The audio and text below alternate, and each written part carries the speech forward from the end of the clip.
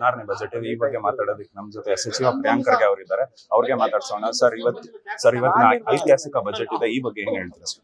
ನೋಡಿ, ಎಂದಿನಂತೆ ಇದನ್ನು ಕೂಡ ಸಾಮಾಜಿಕ ನ್ಯಾಯದ ಪರವಾಗಿರ್ತದೆ. ಸಮಾಜದ ಕಟ್ಟ ಕಡೆಯ ಮನುಷ್ಯನಿಗೂ ಕೂಡ ಒಂದು ಸ್ವಾಭಿಮಾನದ ಬದುಕು ಕೊಡುವ ನಿಟ್ಟಿನಲ್ಲಿ ನಮ್ಮ ಬಜೆಟ್ ಇರ್ತದೆ. ಬಂಡವಾಳಕ್ಕೆ ಅನುಕೂಲ ಆಗುತ್ತೆ, ಆರ್ಥಿಕ ಚಟುವಟಿಕೆಗಳಿಗೆ ಅನುಕೂಲ ಆಗುತ್ತೆ, ಮತ್ತೆ ವಿಶೇಷವಾಗಿ ಉದ್ಯೋಗ ಸೃಷ್ಟಿ ಆಗುವಂತ ಯೋಜನೆಗಳನ್ನ ನಾವು ತರ್ತೀವಿ. ಸರ್, ಈಗಾಗಲೇ ಬಿಜೆಪಿ ಅವರು ಕೂಡ ಆರೋಪ ಮಾಡ್ತೀರಾ, SCP ಮತ್ತೆ TSP ಹಣ ಬಳಕೆ ಮಾಡಿ ಗ್ಯಾರಂಟಿ ಸ್ಕೀಮ್ ಕೊಟ್ಟಿದ್ದಾರೆ, ಇವತ್ತು ಪ್ರತಿಭಟನೆ ಮಾಡ್ತಿದ್ದಾರೆ. ಅವರು ಏನಾದ್ರೂ ಮಾಡ್ಕೊಳ್ಳಿ, ಬಟ್ಟೆಯನ್ನ ಹಾರ್ಕೊಳ್ಳಿ, ನಾನ್ ಕೇಳಿರೋ ಪ್ರಶ್ನೆಗಳಿಗೆ ಉತ್ತರ ಕೊಟ್ಟಿದ್ದಾರೆ. ಇನ್ನ SCP TSPಗೆ ಗೋವಿ ಅಭಿವೃದ್ಧಿ ನಿಗಮದಲ್ಲಿ ಅಕ್ಯೂಸ್ ನಂಬರ್ 2 ಯಾರು, ಆಮೇಲೆ ಯಾವ ನಿಯಮ ಅಡಿನಲ್ಲಿ SCP TSP ದುರ್ಬಳಕೆ ಆಗ್ತಾ ಇದೆ ಕಾನೂನಾತ್ಮಕವಾಗಿ, ಅದ್ರ ಬಗ್ಗೆ ಮಾತಾಡಕ್ ತಯಾರಿದಾರ? ಇಲ್ಲ.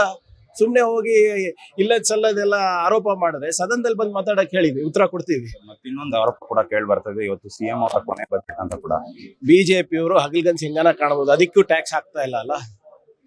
ನಿರ್ಮಲಾ ಸೀತಾರಾಮನ್ ಅವರು ಹಗಲ್ ಕನ್ಸ್ ಕಾಣಕ್ಕೆ ಟ್ಯಾಕ್ಸ್ ಹಾಕ್ತಾ ಇಲ್ಲ. ನೋಡ್ಲಿ ಹಗಲ್ಗನ್ಸ್ ತೊಂದ್ರೆ.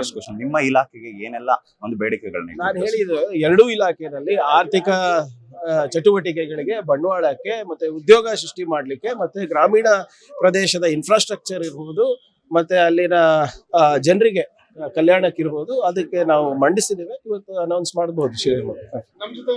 ಇದಾಗಿತ್ತು ಸಚಿವ ಪ್ರಿಯಾಂಕ್ ಖರ್ಗೆ ಅವರ ಮಾತುಗಳು. ಕ್ಯಾಮರಾ ಪರ್ಸನ್ ವಿಶ್ವನಾಥ್ ಜೊತೆ ವಿವೇಕಾದಿತ್ಯ ಕಾರ್ಲೇಕರ್, ಅಶ್ವವೇಧ ನ್ಯೂಸ್, ಬೆಂಗಳೂರು.